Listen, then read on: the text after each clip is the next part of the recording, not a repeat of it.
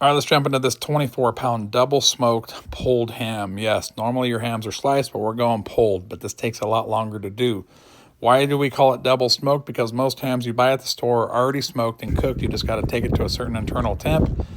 We're going to double smoke this on the Traeger. So remove the packaging, remove that netting, and I'm going to do the cross hatching, which allows it to open up during the cook and add more smoky flavor. So once that's done, it's got enough moisture on it so I don't need a binder.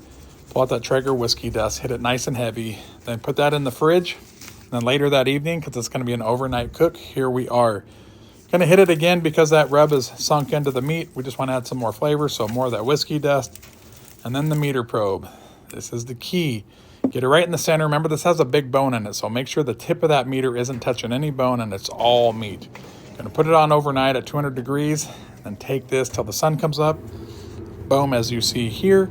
About 10 hours later, we're sitting at about 160 internal. Pull that probe out because I'll put it back in once we put the foil on. About 4 or 5 cups of apple juice because this is going to braise for about 4 hours at 325 degrees. We got to make sure this is going to pull apart. So put the foil back on nice and tight. And then the meter probe pretty much where it was before, just right through the foil so we can continue to track that internal temp. 4 hours later, here we are at about an hour rest. Although it's really steamy inside, it did rest for an hour.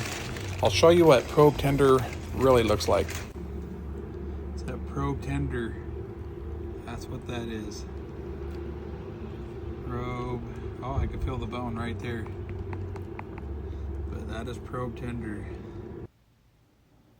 So now that you can see that this is extremely tender, we'll remove it from the pan. Don't throw any of those juices away because you can add that in case it was dry, but I promise you this ham was not dry. You can use that juice to flavor that meat up. And so now it's time to just pull this. Everything's gonna shred, almost like a pork butt, but it's like awesome ham. Look at the bone come right out. When you know that the bone is separating, you're good to go. And these strands of ham are insane. But yeah, as per usual, send it down the hatch. This cook is always a fun one.